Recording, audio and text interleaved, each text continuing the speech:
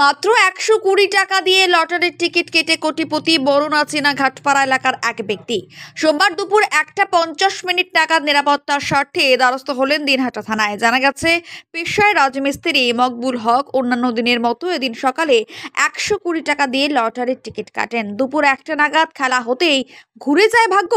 তার কাছে টাকা টিকিট নাম্বার 1 কোটি টাকা পুরস্কার জিতে নেয়। খবর ছড়িয়ে পড়তেই মকবুলের বাড়িতে ভিড় জমান এলাকার বাসিন্দারা তড়িঘড়ি মকবুল নিরাপত্তার স্বার্থে ছুটে আসে দিনহাটা থানায়। মকবুল জানায়, এই টাকা দিয়ে অনেক কিছু পরিকল্পনা রয়েছে। স্বাভাবিকভাবেই 1 কোটি টাকা পুরস্কার পাওয়ার খুশি সকলে। গরিব মানুষ, আমি রোজ দিন টিকিট কাটি, কিছু পাই না। আজকে আমায় 120 টাকা দিয়ে আমি টিকিট কেটেছি। আমার ভাগ্যে 1 কোটি টাকা লেগে গেছে। আমি রাজমিস্ত্রি কাজ করি।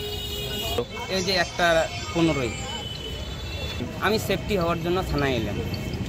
আমার অনেক স্বপ্ন আছে ভাই, আমার জায়গা জমি নাই, আমি কিছু জায়গা জমি কিনবো, আমি বাড়ি ঘর করবো, এটাই আমার আশা। আমার ছেলেপেলে আছে, ছেলেপেলেরা যেন ভালোভাবে চলি খেতে পারে। আমি রাজমিস্ত্রি কাজ করি। আমার নাম মকবুল হক, বাড়ি বরুণাচিনা ঘাটপাড়।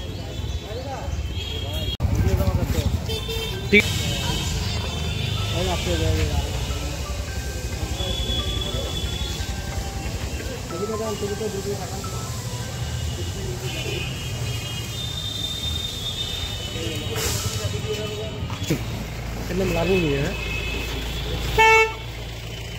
ठीक है।